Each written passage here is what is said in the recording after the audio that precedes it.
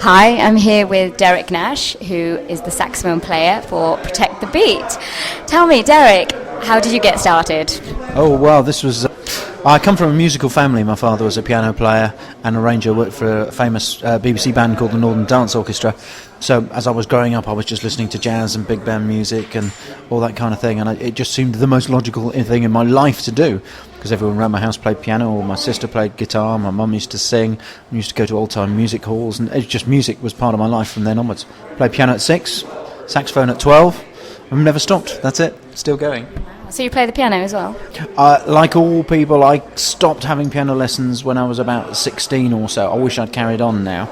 I got as far as grade 5, grade 6 piano, and I play what I would call a ranger's piano. It's good enough, I understand chords, I understand where I put my hands, I understand the theory and the mechanics of a piano, but I wouldn't go out and say I'm a piano player and sell myself doing that. But I play piano at home all the time.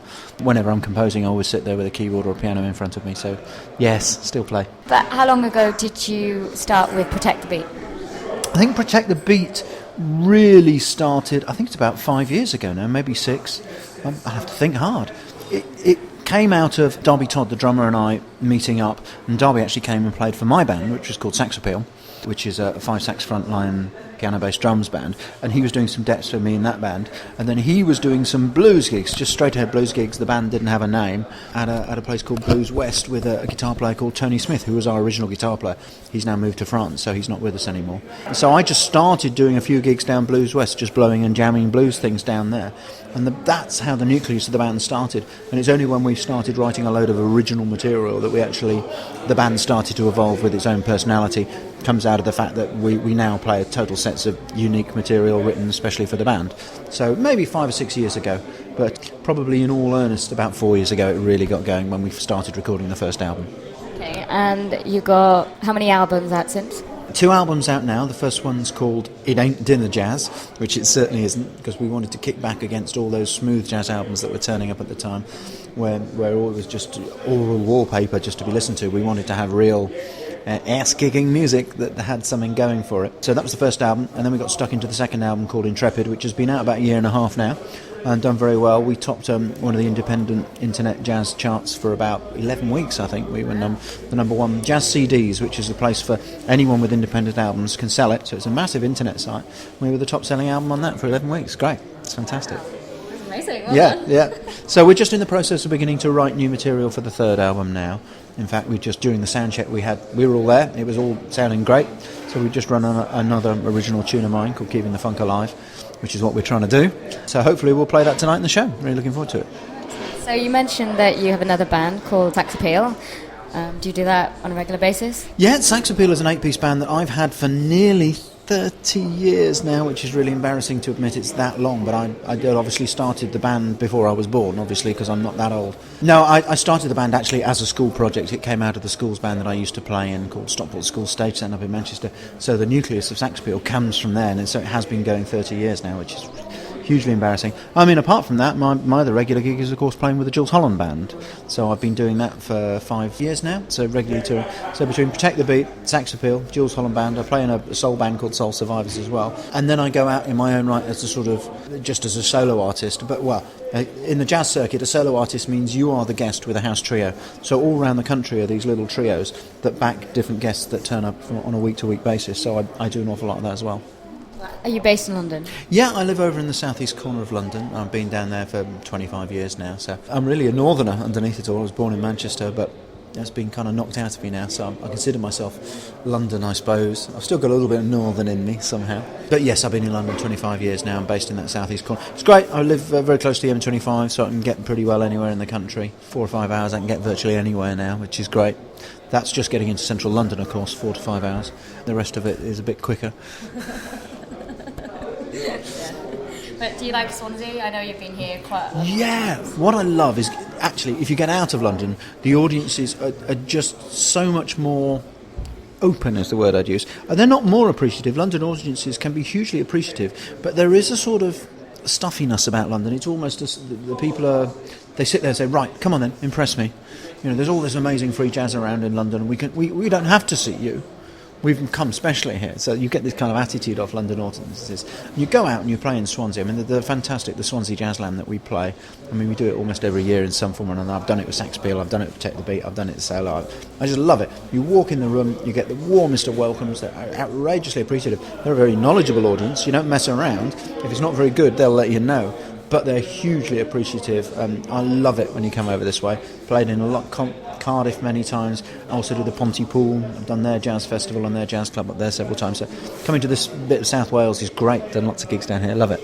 Wow, I've heard that a lot actually. I've been interviewing people. So all these people like me that go, right, we really want to get to London.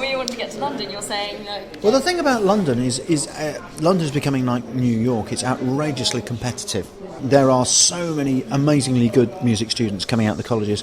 They're all looking for gigs. There's a finite number of jazz clubs in London, and there are always people desperate to play who will do it for very little money because they want to establish themselves in London. So getting a proper well-paid gig in central London is really hard. There are also in London is full of what I would call the semi-pros who all do it not interested in the money. They just want to go out and play because they have a bit of fun. So there's loads of clubs full of very average musicians. Or places, it's more the sort of the restaurants and the kind of bars and things like that. A lot of very average musicians, kind of like, so it's very hard as a bona fide band. It's very hard for Protect the Beat to get London gigs. You really, really, really have to fight to get good London gigs, and even when you get them, the money's usually dreadful. But you just have to keep fighting. So London is very hard. It's very competitive. So what would your advice be for budding musicians? Well, my advice always is, never specialise. Be prepared to play any kind of music anyway. Some of the best musical contacts I've ever made in my life have been by going to some of the best musical contacts I've ever had in my life have been by going to very small, very badly paid gigs. But of course you can meet incredible musicians there, and someone in the audience. I mean, my record company Jazzers at Records started because somebody came up to me at the Vortex Club. There was nobody there. There was 3 people in the audience, but I met this lovely guy. We got chatting. We ended up setting up a record jazz label, and that was 20 odd years ago, and it's been fantastic ever since. So if you're a young musician aspiring, don't pigeonhole yourself, oh, I don't play reggae music. Go out and play with a reggae band, because you never know who you'll meet. Because if you'll do it, then so will other musicians as competent as you, and go play function gigs. I did a wedding yesterday. I'm not proud. I did a wedding.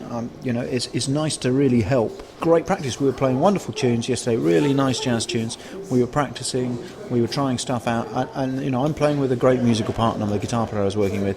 I respect so much. So I don't mind if there's 2 grandmas listening or 200 people listening, as long as we are playing really high quality music to the best of our ability, then I'm much happier. So play anywhere, anyhow, because everything you do is practice, and you never know what opportunities you'll meet.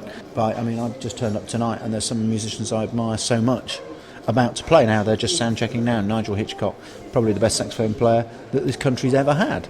He used to be in Sax Peel many years ago. He now lives up in Scotland, so it's a bit hard. So I respect him as a player so much. So here I am, come all the way to Mumbles, and I get to hear just one of my all-time favourite saxophone players. So I'm totally happy just listening, let alone playing.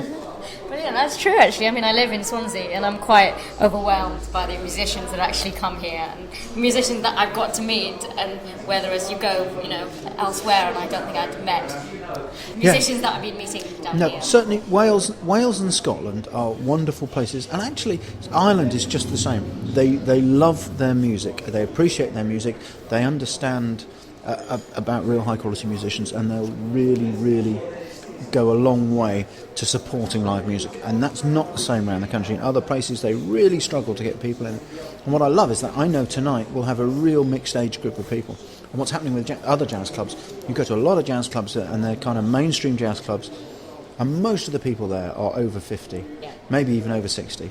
And young people go there once and they think, what's the point? I don't want to go there. I didn't like the atmosphere. So a real multi-age group atmosphere is what's required to keep this music alive.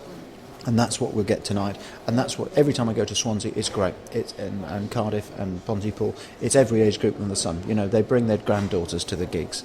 And whole families turn up. And that's fantastic. And that's what will keep their support alive. Without that, we're doomed. Well, thank you, Derek. It's lovely to speak to you. A great pleasure. Really looking forward to playing here tonight, and really looking forward to coming back again for the next gig out in this direction. I'm sure everybody will come down and see you again. We hope so. Thanks. Thank you very much. Pleasure.